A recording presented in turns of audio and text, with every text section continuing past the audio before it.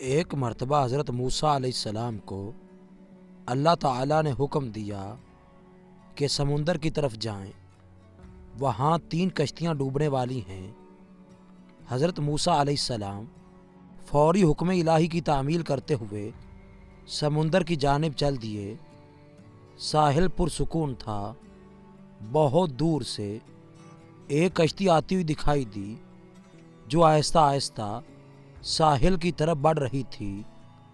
ابھی وہ کنارے سے کچھ ہی فاصلے پر تھی کہ حضرت موسیٰ علیہ السلام نے آواز دی کہ اے کشتی والو، اللہ کا حکم آنے والا ہے، ہوشیار رہنا۔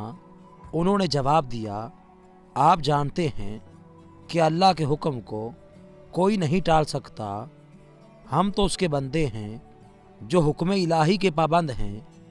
کشتی والے ابھی یہ بات کہہ ہی رہے تھے کہ اچانک ایک موج اٹھی اور کشتی ڈولنے لگی۔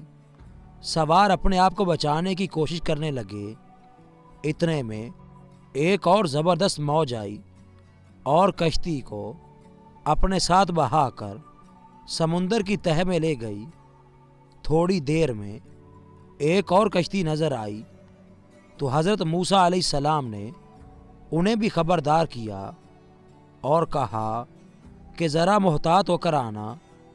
انہوں نے بھی پہلے والوں کی طرح جواب دیا کہ جو کچھ ہونا ہے وہ ہو کر رہے گا، اور کشتی کو کنارے کی طرف لاتے رہے، یہاں تک کہ ساحل کے قریب آتے آتے یہ کشتی بھی ڈوب گئی۔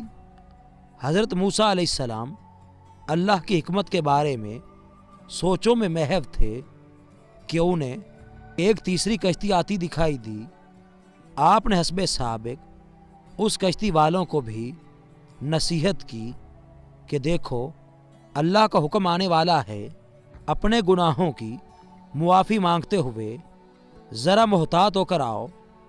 انہوں نے جواب میں کہا کہ اے اللہ کے نبی، جس طرح آپ سچے ہیں اسی طرح اللہ کا حکم بھی اٹل ہے، اسے کوئی نہیں بدل سکتا، لیکن اللہ کی رحمت بھی تو ہے، ہم اس کی رحمت سے کیوں مایوس ہوں؟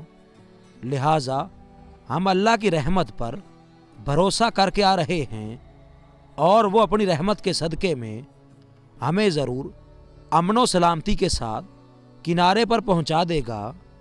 کشتی والوں کا یہ جواب سن کر حضرت موسیٰ علیہ السلام خاموش ہو گئے۔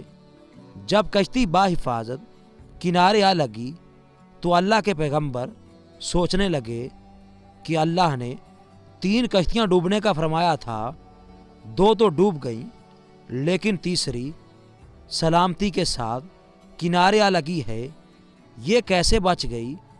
ارشاد باری تعالیٰ ہوا کہ اے موسیٰ، آپ نے سنا نہیں کہ تیسری کشتی والوں نے کیا کہا؟